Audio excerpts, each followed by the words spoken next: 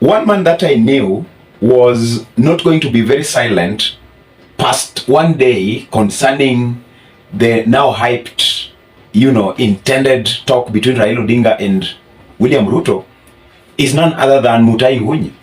In fact, Mutahi Ngunyi has released a bombshell. And this bombshell is so significant politically.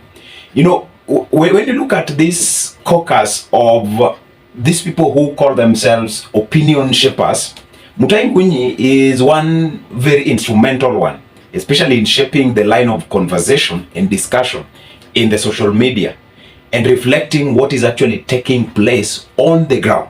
So Mutahi Ngunyi has said that the intended talk, which of course is now coming to be something that we might not generally put our hands on, and it might not materialize at the end of the day, he has said that it is all about ego, meaning that when he's looking at both sides, one side is really not serious and is trying to define the seriousness that is not being seen on one side as being orchestrated by the ego mentality.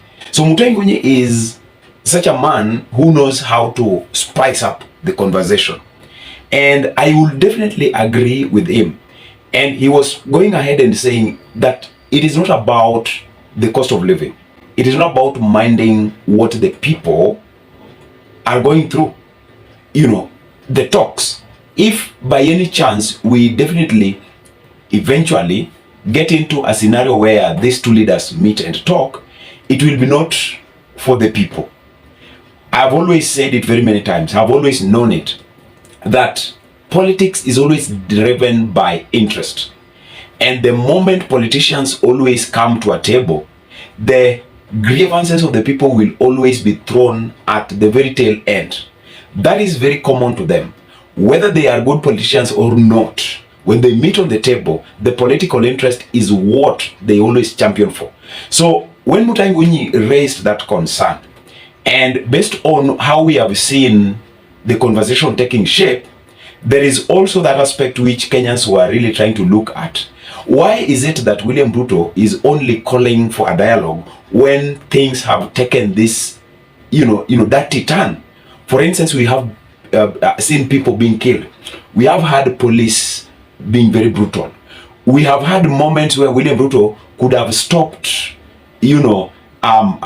instilling a lot of force. We have had moments where decisions would have been very much pragmatic, to the extent that no bloodshed at all, no destruction of property. The Azimio team are just left to carry on with their activities, and at the end of the day, they will go back and sleep.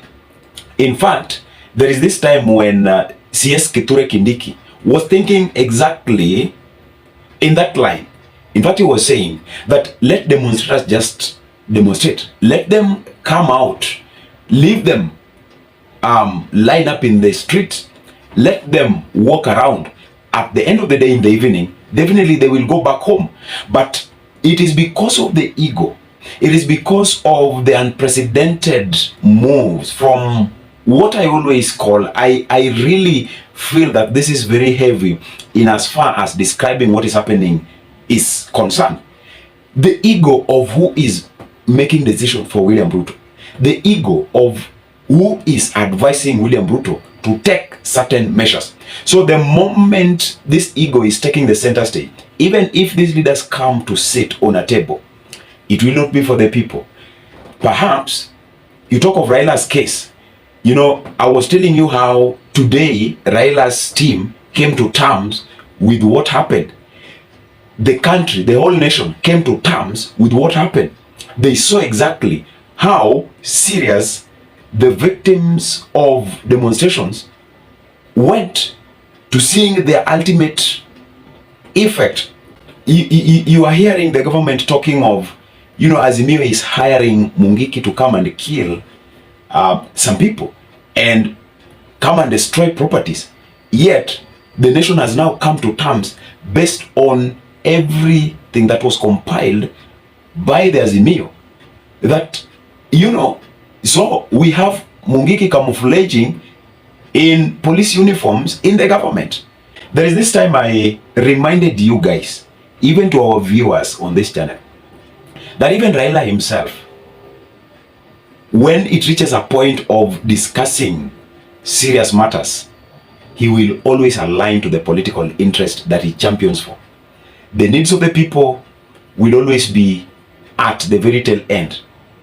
And I remember telling you that time that where would you expect Raila Odinga to take all these lieutenants to?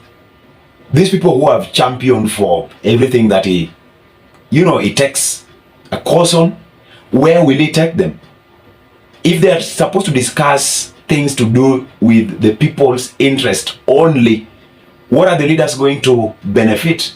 What are these politicians going to benefit? Everything that they must discuss, first of all, it's all about their interest first. The rest, once they're in the government, everything will be taken into the bag in as far as people will be concerned. So, it is not all about the people, always. It is all about the self-interest.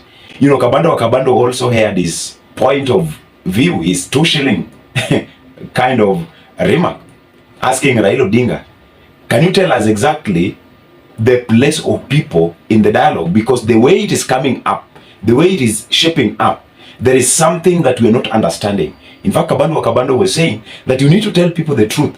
You and Ruto need to tell people the truth. How comes you leave people suffer, you leave, everything messed up like this, and then you wake up one day and call each other, tell each other that we are friends, and you can embrace a dialogue. What is it that people are not understanding? There is something that people are not being told perfectly well. And the place of people in a political negotiation, a political talk process is always not assured for its fruition to what people want. Never, never. So I will agree with Mutahi Ngunyi that this thing is not about the interest of people at the end. It will not be, and it can't be, because that has been the norm with the politician. Politics is all about interest. That is what they look for, and nothing else. Ladies and gentlemen, what do you say? What do you have from my side?